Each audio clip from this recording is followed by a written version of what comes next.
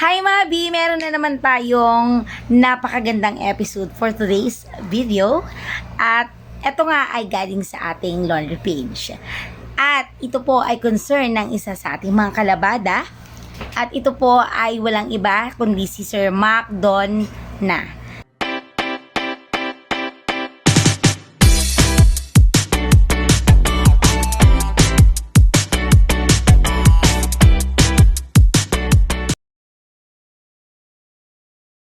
Hindi ko alam kung ma'am or sir ito, pero talakayin po natin ang concern niya na baka naman makatulong din po sa karamihan po dito sa ating channel. Hi everyone! Nangyari na din po ba ito sa inyo? Di kami sure kung sa amin nga ba to nabutasan at parang nasunog. Bago lang kasi si customer, kung sakali po, possible kaya sa dryer nasunog ito. Sobrang nipis ng tela.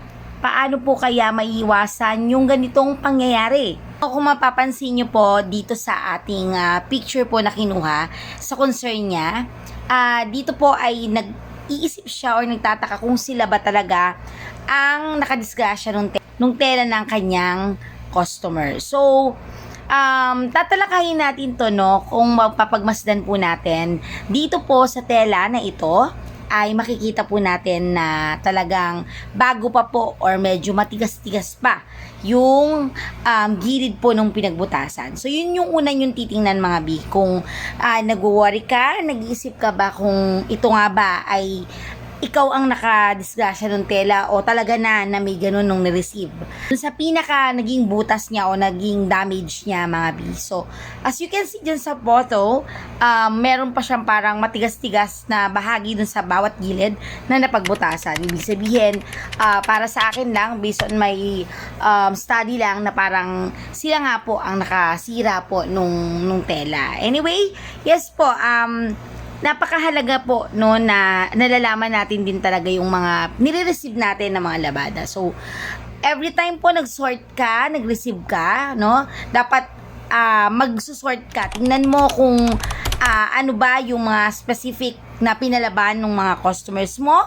At kung nakapag-sort ka na, doon din kasi madidetect mo kung may mga damage ba yung mga ni-receive mo. Kasi minsan, may mga pagkakataon din talaga, no, na hindi rin sa atin yung damage. But, on this episode, parang kila madam po yung damage.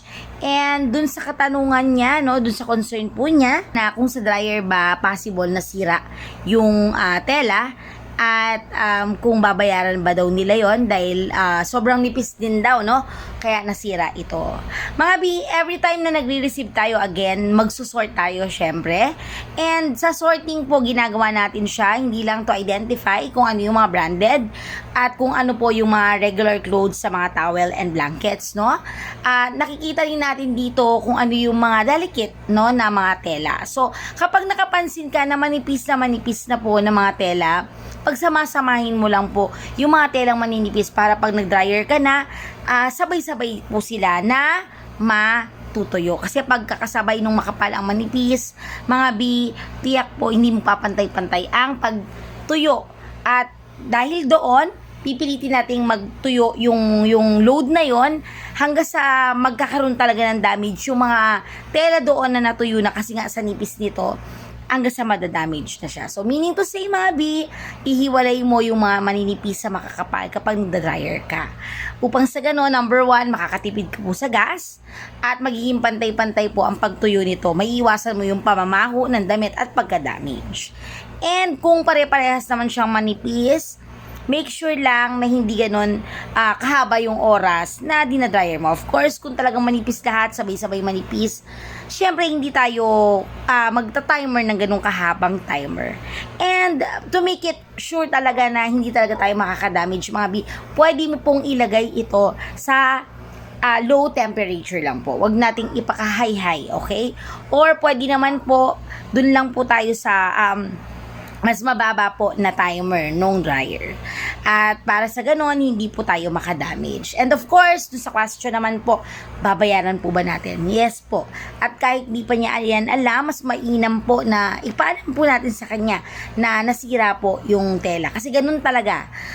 Dadaan ka dyan, kailangan mong pagdaanan, kailangan mong i-face yung naging problema.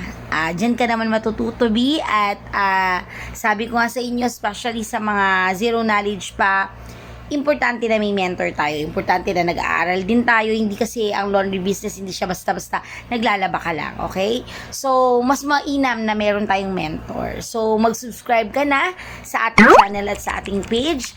At wag po kakalimutan na mag-like and share. Sana po may natutunan kayo sa ating episode for today's video. May God bless you po.